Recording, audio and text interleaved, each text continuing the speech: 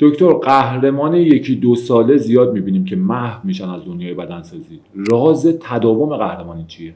چه سوال خوبی. ببین وحید جان، تداوم، ثبات و وفاداری. بدنسازی یک رشته‌ایه که شما دیوار نمیسازی که مثلا بگی من 10 تا یا 100 تا آجر رو ساختم و بردم بالا و قراره برای من این سالها بمونه. با توجه به شرایط فعلی و پروتکل‌هایی که رعایت می‌کنی بدن شما این تغییرات رو می‌کنه. برای همین خارج از فصل مسابقه هم باید پایبند اصول ورزشیت باشی و مخصوصا تو مسیر قهرمانی. غذاییت، نوع تمرینت، فاصله نگرفتن از تمرین و متاسفانه حالا من فکر میکنم به خاطر شرایط اقتصادی کشورم باشه خیلی از ورزشکارامون به لول خوب و قابل قبولی میرسن ولی مجبور میشن 70-80% مسیر رو برگردن عقب و دوباره طی بکنن که اگر اینو ضرب در 10 سال عمر قهرمانی بکنیم میبینیم مسیر بسیار طولانی تری رو طی میکنن که این مسئله با رعایت اصول و پروتکل و پایبندی به قوانین بیسیک بدنسازی میتونه تا حد خیلی زیادی مهار بشه و قابل حله. پس شب امتحانی نیستش که یه ماه قبل از مسابقه یه رژیم یه استیج تموم بشه. 11 ماه قبلش باید کار بکنن. دقیقاً. شما ورزشکارای حرفه‌ای هم که نگاه میکنید اصلا خود دوریان یتس میگفتش که تفاوت من با خیلی از ورزشکارایی که من گیفتد نبودم، یعنی ژنتیک خوبی نداشتم، می اومدم و 3 روز بعد از المپیا دوباره شروع می‌کردم به باشگاه رفتن و تمریناتم از سر می‌گرفتم و این خیلی دیسیپلین جالبی. یا گوستاو بادل زمانی که قهرمانی رو فکر می‌کنم توی مسابقات ایالتی امریکا گرفته بود، ازش پرسیدن که الان میری پیتزا بخوری یا برگر بخوری؟ گفت نه، رایس اند چیکن، می‌خوام برم دوباره مرغ و برنجام شروع کنم خوردن. و قهرمانی فصل بعدش درست دقیقاً بعد از این استیجی که قهرمان شده شروع میشه. دقیقاً. این شما داشته هایی که به دست میارید، ما یه محاسبه خیلی کوچیک کردیم با یکی از بچه‌ها، گفتم ماهیانه حدوداً چقدر خرج بدنته؟ حالا یه ورزشکار وزن متوسط بود، با هزینه‌های الان گفتش چیزی دور 60 تا 70 میلیون. گفتم اینو ضرب در 12 ماه سال بکن، مثلا شما میرسی به یه عدد 1 میلیارد و 200. اگر سالی 5 تا 6 کیلو عضله خالص قرار باشه بیاری که بتونی آپدیت بکنی بدنتو، عضله کیلویی 200 میلیون داره پات در میاد. پس حفظ و نگهداری این سرمایه فوق‌العاده اهمیت زیادی داره که متاسفانه حالا یا علم کافیش وجود نداره یا شرایطش وجود نداره که بچه‌ها هی عقب گرد میکنن، مجبور میشن دوباره بیان. و نکته خیلی مهمش هم اینه که باهوش تمرین بکنن، یعنی به بدن فرصت ریکاور بدن، یعنی با آغوش باز انقدر سراغ مصدومیت‌ها نرن. یه مصدومیت 4-5 ماهه ورزشکار میتونه 1 تا 2 سال عقب بندازه. این عضله کیلویی 200 میلیون جالب بود. توی روزگار گوشت کیلویی 2 میلیون تومان عضله کیلو 200 تومان آب. مغزو چجوری عضلانی کنن؟ یعنی باهوش. ببین، داشتن یه پروتکل درست، داشتن یه برنامه ریزی دقیق و آگاهی از کاری که دارن انجام میدن نصف کار رو انجام میده. دوم اینکه CNS رو بشناسن، Central Nervous System، خودشونو خسته عصبی نکنن، تمرین زده نکنن. وقتی این اتفاقا میفته کورتیزول بالا میره، سیستم عصبی به هم میریزه، ورزشکار مشکلات حتی خانوادگی و جنسی هم میتونه پیدا بکنه و این خستگی و تمرین زدگی و رژیم زدگی یکی از عواملیه که وسط مسیر ممکنه ورزشکار پا پس بکشه. بر همین باید داستان لودینگ و دیلودینگ و بچه‌های ورزشکار مخصوصا رقابتی‌ها یاد بگیرن که به بدن فرصت استراحت و ریکاور بدن. مایک منزر خیلی باهوش بود، توی سیستم هیوی دیوتی اومد گفتش اصل داستان رشد به آروم کردن و بازیابی CNS، یعنی سیستم عصبی مرکزی رو شما بتونی بازیابی بکنی.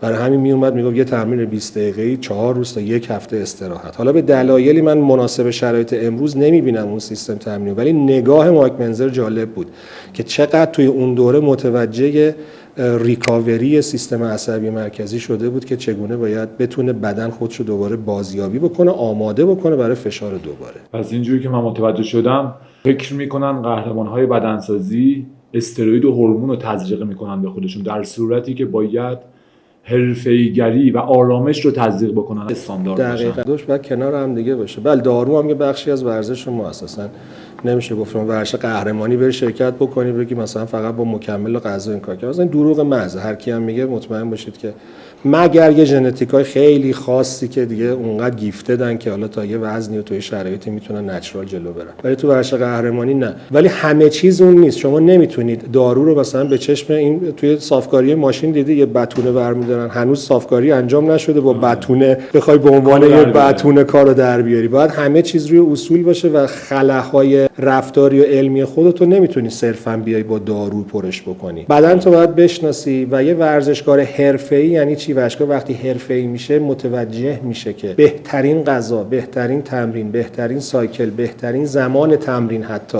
براش چیه. ورزشکارای حرفه‌ای اینو متوجه میشن در رابطه با خودشون که میتونن توی مسیر حرفه‌ای قدم بردارن. و این خودش خیلی مسیر سختیه و نیاز به ضریب هوشی و مشاوره‌های خیلی زیاد و چکاپ و آزمایش‌های متداوم داره. مسیر حرفه‌ای نیاز به یک همراه آیا داره یا نه؟ هر کسی با توجه به علم و تجربه خودش میتونه پیش بره قهرمان هم بشه. این دو تا مسئله جداگونه است. ورزشکار تا یه سطحی حالا وقتی که جلو میره قطع به یقین راجع به خودش خیلی چیزا رو فهمیده. اینجا همراهی یک مربی که در وهله اول به نظر من گوش شنوا داشته باشه فوق العاده مهم. متاسفانه یه مقدار دیدای سنتی توی بحث کوچینگ هست. مربی میگه که آقا با من که دیگه بسم الله رو گفتی دیگه هر چی بلدی رو باید ببوسی بذاری کنار، دیگه به حرف هیچ کی نباید گوش بدی، نمیدونم هر چی من میگم همونه. نه، به عقیده من در جلسات اول مشاوره مربی باید 2 تا گوش داره، 2 تا دیگه هم قرض بکنه. اون تجربیات 5 ساله 10 ساله اون شخص ورزشکار رو نوت برداری بکنه، بفهمه چی کار کرده، ایراداتش رو بگیره و بتونه اونو سیستم بهش بده. و با این کار طبیعتا میشه گفتش که روند رشد ورزشکار پیشرفت میکنه و قطعه به یقین نیاز به همراهی هست. ورزشکارها مثلا مربیگری یا کوچینگ فقط مسئله علمیش نیست. یه وقتایی شما باید از نظر روحی، روانی و از نظر ثبات ورزشکار بتونی باهاش صحبت بکنی، توی مسیر نگرش داری، بتونی براش پلن بریزی، بتونی چشم انداز 5 ساله بهش بدی و واقعا توی این مسیرم قدم برداری. و این میشه این قضیه بدون همراهی باشه. واسم جالبه که شما توی برنامه ریزیتون برای قهرمان ها ریشه یابی میکنید که حالا مثلا مهم هستن پدر بزرگش کی بوده، مثلا خانواده چه شرایطی دارن، اقتصادی چه جوریه، روانی چه جوری بوده، چه مشکلاتی داشته نداشته. اینها رو همه رو دیدم تو چند صفحه از ورزشکاراتون میگیرید. مهم است اینا رو آدم بدونه. ببینید شما هر چقدر دیتابیس قوی‌تری از ورزشکارات داشته باشی، حالا با فاکتور تجربه و فاکتور علم در کنار هم دیگه و حتی یه چاشنی مسائل روانشناسی که اگه کوچکترین اطلاعات کمی هم داشته باشی میتونی متوجه خیلی چیزا بشی. خب این که شخص سابقه بیماری داشته نداشته، توی خانواده‌ای هستش که با بدنسازی مخالفن یا موافقن، این که آیا از نظر درآمد میتونه این ورزش رو توی سطوح بالا بره، شرایط شیپ فیزیکی باید دیده بشه که آیا استعداد لازم برای موفقیت رو داره و اینکه این ثبات رو میتونه تو این ورزش داشته باشه و خیلی از مسائل دیگه. طرف اجاره نشین صاحبخونه است، چه شغلی داره، چون ورزش ما خب بخش زیادیش بحث هزینه هم هست. این دیتابیس که جمع آوری میشه عادات قد بد داره نداره، مثلا سیگاری، الکل استفاده میکنه، نمیدونم سوابق حالا استفاده از مواد مخدر داشته نداشته، اینا همه کنار همدیگه به شما یک درک میده. و مربیگری، سبکای مربیگری کجا عوض میشه؟ درک و شناخته. یه سبک هیچ توضیحی نداره. یعنی شما زمانی که میگی سبک مربی اینجوریه، آمیخته ای از علم، آمیخته ای از تجربه است، از اون چیز روانشناسی، علوم روانشناسی، از متد خودت، همه اینا که ترکیب میشه سبک تو. ها سبک ما به این شکل دیگه، به این صورته. سعی میکنیم دیتابیس کاملی داشته باشیم. اثر هنریه که اختصاصیه و نقاط زیبای خودش رو داره و هیچ کسی دیگه نمیتونه اینو خلق کنه. دقیقاً. بعضی از بچهای من شاید تا 6 ماه 1 سال زمان میبره تا من متوجه حالش بشم، متوجه روال بدنش بشم. بعد خب خیلی وقتا بچه‌ها خب داریم تو آماتورا بیشتر صداقت لازمو نداره. متوجه اینام بشی یه وقتایی زمانی میبره تا شناخت نسبت به ورزش. یه رابطه است، دقیقاً یه ریلیشنه. مربیگری و ورزشکار مثلا این دوتا یه ریلیشن باید با هم برقرار بکنن. من بچه‌ها که مثلا از شهرستان‌ها کشورهای دیگه مثلا میگن با فلان مربی ما کار می‌کردیم و کار می‌کنیم، بهتون گفتم رابطه روحی و فکریتون با هم دیگه چه جوری بوده؟ مثلا میگن ما خیلی خوب بودیم و اینا، مثلا حالا این ایرادم توی کار بوده، گفتم برو اون ایرادو برطرف کن ولی رابطه رو نگه دار، چون تو با اون مربی خیلی موفق میتونی باشی. اون برقراری اون کانکشن فوق‌العاده مهمه، خیلی مهمه. آدرس رو درست میدید، این خیلی خوبه. مرسی. ممنون. خیلی ها میخوان بدنسازی رو شروع بکنن، نمیدونن از کجا. اون قدم اول برای مبتدی ها توی بدنسازی چیه؟ قدم اول باید به نظر من تحقیق کامل انجام بشه. اول که یه راهنمای درست بتونن پیدا بکنن. برای خود شخص باید اون راهنما مناسب باشه، واسه به لولش، که حالا فقط ما میخوایم درگیر تحصیلات و جایگاه و رزومه بخوایم بشیم یه مبحثیه. این که مناسب اون شخص باشه که بتونه براش وقت بذاره. یه وقتی یه ترینر آموزش دیده آگاهی که فقط مدرک مربیگری هم داره توی باشگاه میتونه به اندازه یه مربی بزرگ به درد یه ورزشکار آماتور بخوره. پیدا کردن یه راه. دومین مسئله ارزیابی فیزیکی و پزشکی دقیقه. یعنی این دوتا کار حتما انجام بشه. شخص مشکل ارگان نداشته باشه، مسئله تیروئید نداشته باشه، ناراحتی قلبی نداشته باشه، کلیوی، کلسترول بالا، مسائل اینچنینی نداشته باشه و بعد از اون از نظر فیزیولوژی بررسی بشه که دچار ناهنجاری اسکلتی نباشه. اینا که بررسی بشه، اگر شرایط استاندارد باشه میتونه تمرینات مقاومتی خودش رو شروع بکنه و اصلا هم نباید توی اون روزهای اول، حداقل تا ماه اول، بخواد هیجانی رفتار بکنه ورزشکار، اون ورزشکار آماتور. تو این مدت شما داری به بدنت یاد میدی وزنه یعنی چی، سیستم عصبی تو ارتباط مغز و عضلات رو داری برقرار میکنی، یواش یواش داری حالا اصل اضافه بار رو رعایت می‌کنی. یه جلسه آموزشی برای بدن تو. اگه بخوای بری هیجانی رفتار بکنی، اصلا اون اول کاری که ورزشکار 5 ساله داره توی باشگاه می‌کنه بری، قطع به یقین اگر تمرین زده و مصدوم نشی، حداقل اینه که یه اتفاق ناجور میتونه برای سیستم اسکلتی بیفته. خیلی دور میشن تو این حد فاصله زمانی، تا میان باشگاه یه خود اوج میگیرن، خوششون میاد یه کاری میکنن که کلا اوت میشن از باشگاه. آره، مسئولیت‌ها خیلی شدید اتفاق میفته و جالب مثلا نگاه کنید و میتونید باشگاه ورزشکاری که با 100 کیلو وزن مثلا دمبل 35 کیلو 40 کیلویی داره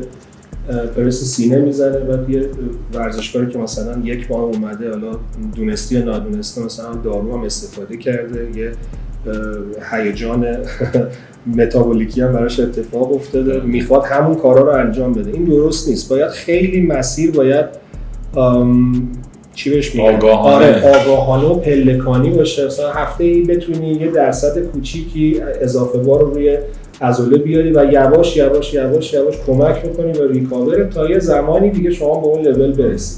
عجله کردن تو بدنسازی مثل سرعت 150 کیلومتر رانندگی کردن توی جاده چالوسه. شاید هم پراید که همون 5 کیلومتر اول پراید 1 میلیاردی الان 150 یعنی 1 میلیارد شده دکتر.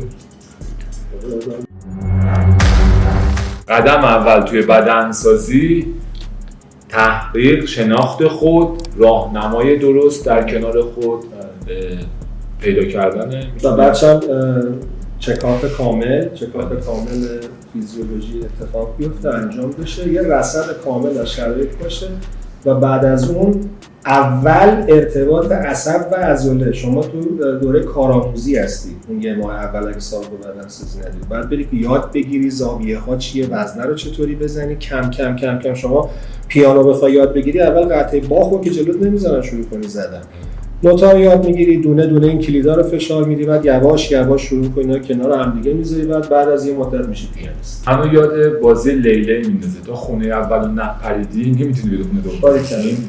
لیله توی بدنسازی و متاسفانه آماتورها مشکل اینجاست که آماتورها همشون میخوان که از پله پنجم شروع پرواز کنن.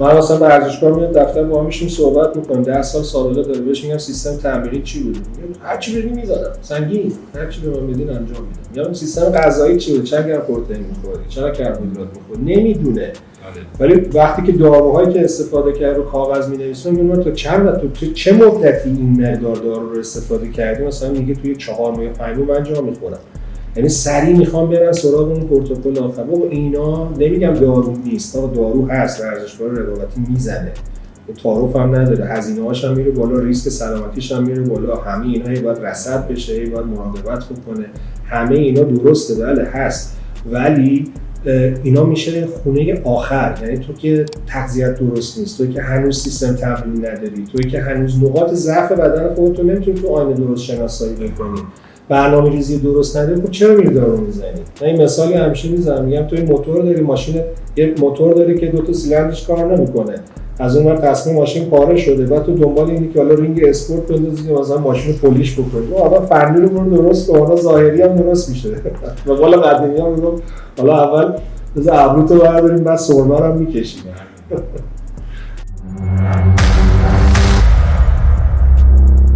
دکتر شهروز رحیمی اولین جلسه‌ای که رفته تو باشگاه بدنسازی چند سالش بوده و اون روز چی گذشته بهش؟ من خیلی بچه سال بودم 14 سالم بود 14 سالم بود آره بدنسازی رو من برای هندبال شروع کردم من تو تیم استان هندبال بودم مربیمون بهم گفتش که برای اینکه شوتت قوی بشه باید بری حرکت زیر بغل سرشونار بزنی که مثلا که من دیگه رفتم یک سال بعد هندبال رو گذاشتم کنار الان مربی هندبال دو داره بازیکن خوبه شد 30 سال میگذره وقتی من رشته ورزشی زیاد رفتم بسکتبال بودم هندبال بودم کولاورتیکال خود میدونی بعدم کوچولو هم بوکس بودم ولی خب اون هندبال ما رو کرد تو بدنسازی خیلی هم مثل منن مثلا پیشکسوتا که صحبت می‌کنه کشتیگیر بوده وزنه بردار بوده اومد تو بدنسازی موندگار شده بود منم هندبال رو توی سطح لیگ تجربه کردم شما که ماشاءالله با این قد و بالایی که داری خیلی کار سختی نداشتید اینم پوست میکنه ولی بدنسازی واسه من یک دنیای جذاب دیگه از تکنیکال زیباست هنری قدرتی عشقی و از همه منطقه خانواده خوب داری که توش آدم استاندارد با عیار بالا زیاد داریم مثل دکتر شهروز ممنونم واسه افتخارم دکتر شهروز تو همین تهران خودمون 10 تا 20 میلیون آدم روزانه رفت آمد میکنه و حضور داره و زندگی میکنه و بی تحرک با تحرک بدنسازی واسه این آدم ها اصلا لازم هست یا نه؟ خیلی شرایط فرق کرده باید جان من وقتی به یک دقیقه قبل نگاه میکنم نگاه مردم به بدنسازی خیلی تغییر کرد و چقدر این اتفاق خوبی بود حالا دلایلش رو من نمیدونم حالا دلایلش شاید دلایل جامعه شناسی هم داشته باشه ولی بدنسازی دیگه داره تبدیل میشه به لایف استایل شما نگاه میکنید هر کسی توی هر سنی الان به یه دلیلی سعی میکنه هفته 3 الی 4 جلسه باشگاهشو بره ورزششو بکنه و این خب فکر میکنم آگاهی سازی هایی که رسانه ها توی این مسئله داشتن بسیار تاثیرگذار بوده و سبک زندگی که از اون بافت فکری سنتی به یه زندگی سالم تغییر پیدا کرده کاملا تاثیرگذار بوده و با توجه به اینکه ما توی شرایطی تو دهه‌ای از تاریخ داریم زندگی میکنیم که بار استرسی و فکری که به ما داره وارد میشه شاید 100 سال یا 200 سال پیش هر 2 ماه یا 3 ماه یه دفعه چیزی که روزانه داره برای ما اتفاق میفته برای نسل قدیم اتفاق میفته یک چیزی که بتونه یعنی یک فرایندی که بتونه شما رو از نظر ترشح هورمون هایی که توی بدن به شما آرامش بده به شما ثبات بده نوروترانسمیترها رو تنظیم بکنه توان بالاتر برای زندگی سخت امروز به شما بده خب قطع به یقین ورزشه و بدنسازی با توجه به علومی که داره با حاشیه ریسک پایین نسبت به خیلی از رشته‌های دیگه از لحاظ اینکه اگر درست و اصولی جلو بری چون ارگونومی دارن حرکات و میشه آسیب شناسی کرد و حتی میشه در واقع حرکت‌های اصلاحی هم برای یه سری از ناهنجاری‌ها داد بهترین رشته است برای هر قشری توی هر سنی اگر درست و اصولی جلو بره علاوه بر اون ما یک جور داریم با ورزش کردن پیشگیری هم می‌کنیم مشکلات فشار خون، دیابت، مشکلات قلبی، چربی خون این 4 تا بیماری هستند که علاوه بر مشکلات زانو و کمر اینم اضافه کنیم میشه 5 تا که بیشترین هزینه رو داره توی بحث درمان ما میبره. یعنی شخص اگر بیاد یه لایف استایل درست در کنار ورزش داشته باشه، اون سارکوپنی یا از دست دادن عضله به خاطر بالا رفتن سن خیلی خیلی کندتر میشه. وضعیت مغز، نوروترانسمیترهای مغزی تنظیم میمونه. از نظر شادابی، تمرکز، زوال عقل خیلی این مسئله به تعویق میفته یا حتی متوقف میشه. علاوه بر اون شما قلب سالم داری، کبد سالم داری، مشکل چربی خون و دیابت نوع 2 رو نداری که اینا خودش به خودی خود کیفیت زندگی رو 10 پله بهتر میکنه. خب وقتی یه چیز ارزون این شکلی شما در اختیار داری، در دست داری، چرا استفاده کنی؟ برای همه لازمه. بله، ولی بازم برمیگردیم به اون که قبلش حتما باید چکاپ های پزشکی انجام بشه. یه راهنمای خوبم توی این مسیر باید شخص داشته باشه. یاد این دیالوگ افتادم که چند وقت پیش پزشک یکی از آشناهایم رو بهش گفت تو چقدر ثروتمندی؟ گفت تو چطور؟ تو از کجا میدونی من چقدر دارایی دارم؟ گفت تو قند داری، اوره داری، این همه اینجا لیست شده، بس همه اینا رو تو داری، هر کسی نمیتونه قد داشته باشه. آره متاسفانه. بعد به وحید حالا یه مار خوشخط و خالی که الان همه ما تو زندگیمون میاد و یه نیشایی هم داره بهمون میزنه و هی داره ما رو ضعیف‌تر میکنه، استرس زیاده.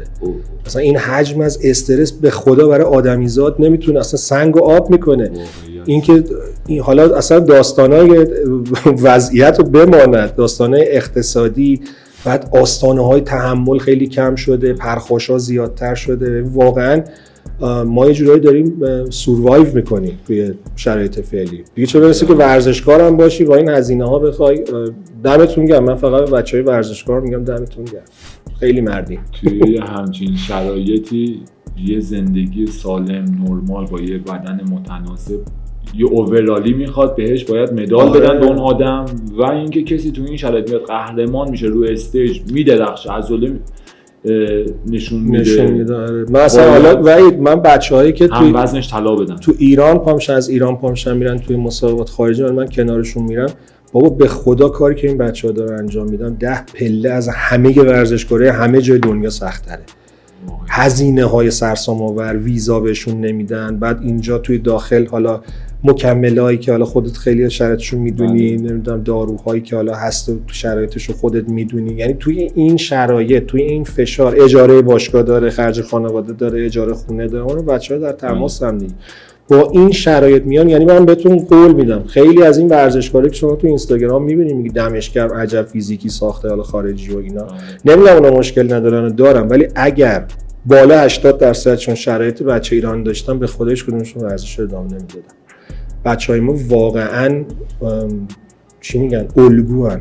یه جورایی دم همتون گرم، مخصوصا قهرمانایی که تو سطح بین‌المللی دارن رقابت میکنن، اونایی که با ویزا و با دلار و اینا هم دست پنجه نرم میکنن. واقعا میبینیم دیگه توی بچه‌هایی که توی بدنسازی ما میدرخشن، تو چند تا جبهه مختلف دارن میجنگن، مالی، اقتصادی، روحی، روانی، اجتماعی، خانواده، شرایط مختلف. بعد آخرش هم میان مثلا میگن همش قرص آمپوله.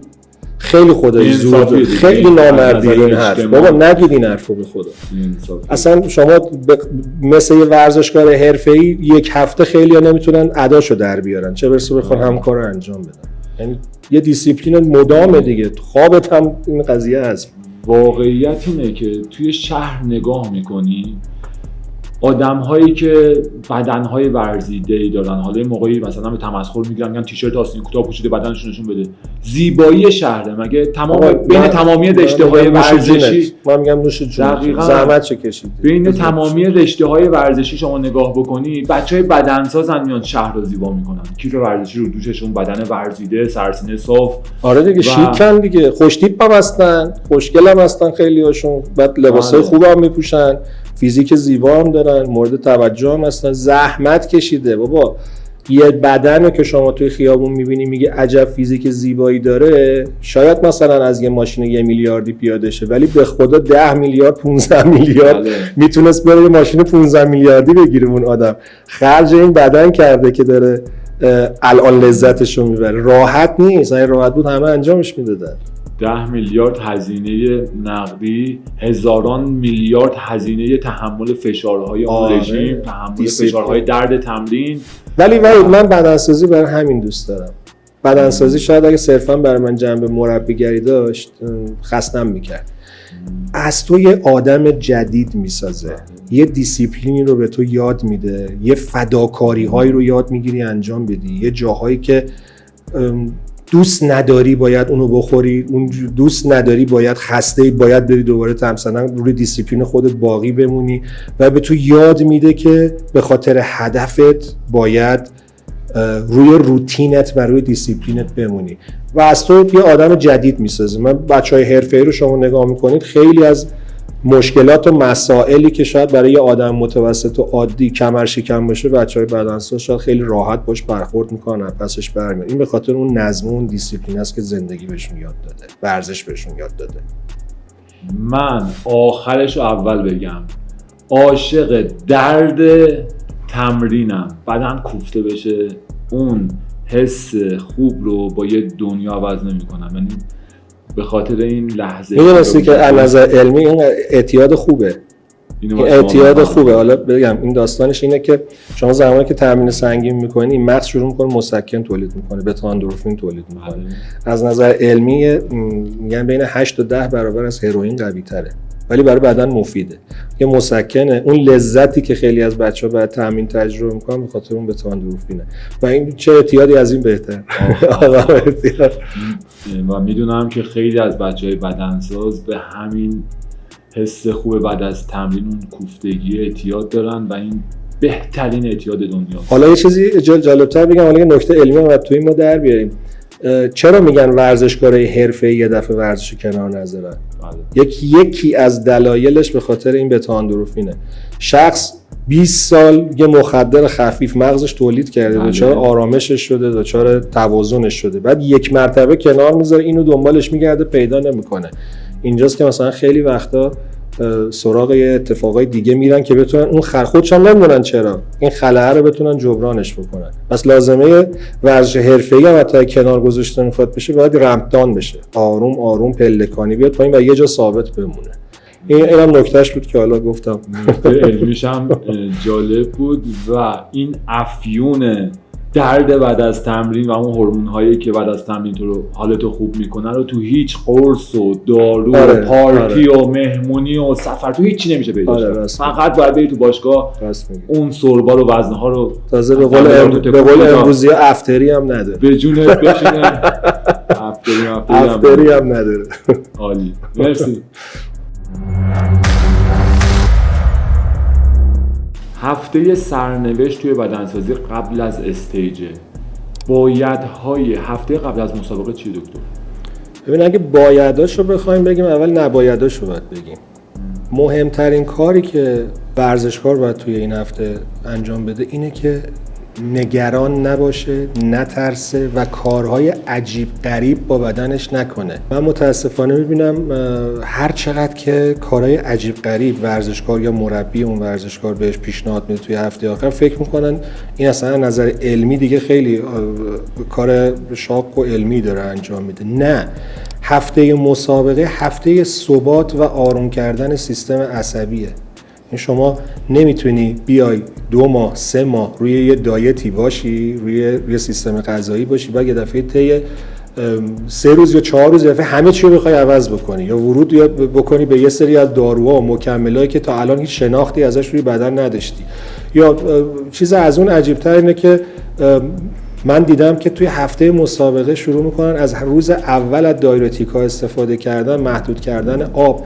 شما داری اون هموستاز بدنتو به هم میزنی. بدن تو هر 2 هفته تا 3 هفته طول میکشه تا به شرایط جدید بتونه خودشو عادت بده. زمانی که میای این کار رو روی بدن میکنی، آبو شدید قطع میکنی، دایورتیک استفاده میکنی، کربوتو قطع میکنی، نمکتو قطع میکنی، تمرین خیلی سنگین انجام میدی، خب این بدن موجود زنده است، باهوشه، عضله مثل اسفنجه. وقتی که این نگاه داشته باشی که زمانی که گلوکوژن وقتی بخواد وارد عضله بشه با خودش باید آب ببره و 70% 65% از وزن بدن ما حتی توی استخوان‌های ما از آب تشکیل شده، اون موقع متوجه ضرورت آب میشید پس هیچ وقت نمیای آب رو شدیداً قطع بکنید. یکی این مسئله است. دوم این که بدن شما برای انجام فعالیت نیاز به گلوکوژن داره. پامپ خون توی عضلات شما نیاز به سدیم داره. قطع کردن یه هفته سدیم معنی نداره. خارج نشدن از ریتم عادی بدن. حالا چیکار باید کرد؟ بایده اینجا مطرح میشه. نوع تمریناتتون باید یه مقداری دیگه دنبال رکورد زدن و فشار بیش از حد به بدن آوردن نباشین. یواش یواش باید به بدن فرصت بدین که بتونه خودش رو آروم بکنه. بی‌آبی شدید به بدن نباید بدین، چون بدن میاد سراغ احتباس آب از طریق یه سری هورمونای فوق کلیوی. میاد چیکار میکنه؟ آب رو میترسه، چون بدن ما نمیدونه ما قرار مسابقه بدیم که، فکر میکنه داریم میمیریم، تو بیابون گیر کردیم. میاد برای زنده موندن اونجا تلاش میکنه و آب رو نگه میداره و آب میان بافتی ایجاد میشه. آب میان بافتی دقیقاً همون آبیه که میاد زیر پوست. یعنی شما هی آب نمیخوری، هی میبینی داری آبدارتر میشی و هی عضلات داره کوچیک‌تر میشه. یکی این نکته بعد اینه که کارهای هیجانی نکنید. یعنی همون روال آروم و عادی که دارید میرید و 3 روز 4 روز قبل مسابقه با توجه به شناختی که خودتون یا مربیتون از بدنتون داره برنامه ریزی بکنید، به صورت پلکانی جلو ببرید. حرکت‌های ناگهانی روی 90% اشخاص، من سراغ اون 10% ژنتیک خاص نمیدم، روی 90% از ورزشکارها جواب برعکس میده. شما از تمام ورزشکارای ما، اونایی که تو لول بالا هم حالا مسابقه هم بپرسی، حتما چند تا مسابقه بودن گفتن آقا 3 روز قبل مسابقه خوب بودیم، 3 روز بعد مسابقه هم خوب بودیم. بدترین بدنمون روی همون استیجی بود که بدن خراب کردیم. دلیلش همینه. بذارم تو یه جمله اگه تو بخوام کوتاه بهتون بگم، نمک نباید قطع شه، کربوهیدرات نباید قطع شه، آب نباید قطع بشه، فشار بیش از حد نباید بیارین، رژیم عجیب غریب هم یه دفعه‌ای به بدنتون ندین. گوارشی که 2 ماه تحت فشار بوده فقط دیگه همینو کم داره که یه دفعه‌ای اتفاق جدید رو بخواد تجربه بکنه. گوارش که به هم بریزه، خدای نکرده آب بدن تخلیه میشه، عضله خالی میشه، بدن مچاله میشه و اون چیزی که بعد به استیج ببرید نمیتونید ببرید.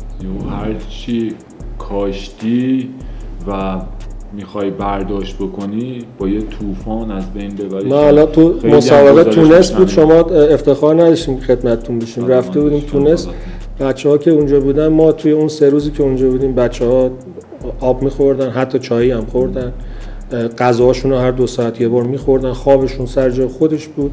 علاوه بر اون یک دونه قرص مدر هم استفاده نمیگم قرص مدر هیچ جایگاهی نداره ها، چرا؟ یه جا تشخیص مربی شاید این باشه که یه چیز کمی یا برای کمک به بدن استفاده بشه، ولی یه قاعده نیستش که روی کاغذ ما بنویسیم به همه بدیم که همتون با 50 کیلو وزن اینو استفاده بکنید، با 100 کیلو وزن اینو استفاده بکنید. و اینو یادم رفت بگم، این خوب شد الان یادم افتاد. ورزشکار عزیزم، قربون شکل ماهت برم، وقتی که درصد چربی تو به حد نصاب نرسیده، یعنی حالا برای مسابقات لول بندی داره دیگه، 6 به پایین، 5 به پایین، حتی 2 3 هم بعضی بچه‌ها میرسن، نرسیده، شما با درصد چربی 10 11 هیچ معجزه‌ای برات توی هفته آخر اتفاق نمیفته که حالا بیای بگی ایشالله میرم سونا و حالا نمیدونم فلان قرص دایورتیکو میخورم بدن در میاد. آره 10% 20% کاتت بهتر میشه، ولی چون داری هی آب تخلیه میکنی که پوست رو نازک بکنی، 70% هم عضلات رو خالی میکنی. درصد چربی شما کار هفته آخر نیست، کار 12 هفته قبل از مسابقته. رژیمتو درست برو تا روز آخر هم آبتو بخور هم نمکتو بخور. این حرف که الان دارم بهتون میزنم و تمام مربیای بزرگ دنیا هم همین کار دارن میکنن، همین متدو دارن. مرسی، ممنونم.